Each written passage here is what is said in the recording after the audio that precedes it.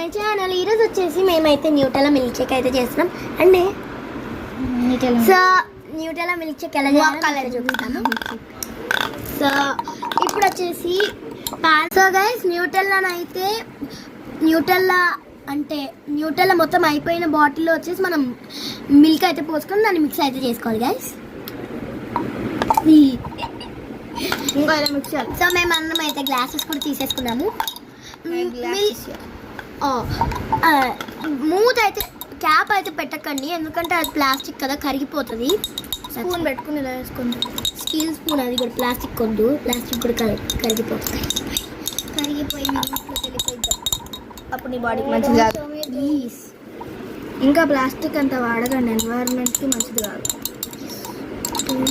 ఎప్పుడు కొంచెం కొంచెం పాలు పోసుకోండి, ఒకేసారి పోసేసుకుంటే మీకు టేస్ట్ రాదన్నమాట. అది వేచుకు దించిందన్నమాట. పట్టుకున్న తర్వాత పోస్తాం.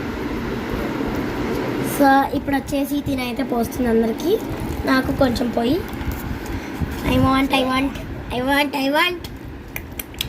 నాకు అంత పోసేమైంది, అంత తక్కువ పోసేమైంది. అందరికి ఎంత చూడు. లేదు, ఒకసారి నాకు వేసే ఆ పిల్లకి ఎక్కువ వేసేసి. సో అందరికి సేమ్ వచ్చింది. కొంచెం ఎక్కువ వచ్చాయి వరుణ్య. అవును వరుణ్య, నాకు తక్కువ వచ్చాయి. వాటర్ ఇది కొంచెం టిక్ నా వాటిలో మా డ్రామా ఇలాంటి పాజ్ చేసావా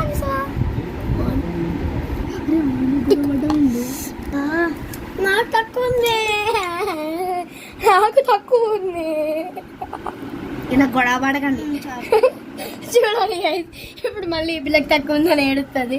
ఏం లేదు, సరే మళ్ళీ టైంలో మీ మమ్మీని పిలువ. మేమైతే మా మదర్ని అయితే పిలుస్తున్నాం. రైస్ ఇప్పుడైతే మనం అయితే స్పూన్ వేసి కల్పుడింగ్స్ చేస్తున్నాం. సో వచ్చేసి కలుపుతుంది. మేము చాకో చిప్స్ కూడా యాడ్ చేసుకుంటున్నాం. డార్క్ చాకో చిప్స్ బాగుంటుంది నాకేం తెలుసు. ఓకే, అవి కరుగుతున్నాయి గైస్. ఇప్పుడు వచ్చేసి అవి అయితే మెల్ట్ అయిపోయాయి.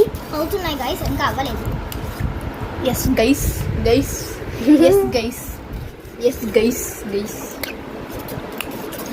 నా మోహన్ చూపిలేదన్నే కదా. నేను దాంట్లో 2 వేసుకున్నాను. ఇంకొంచెం బాయ్ గైస్. ఇదైతే మీ గ్లాస్లోకి అయితే వేసేసుకోండి. Bye bye.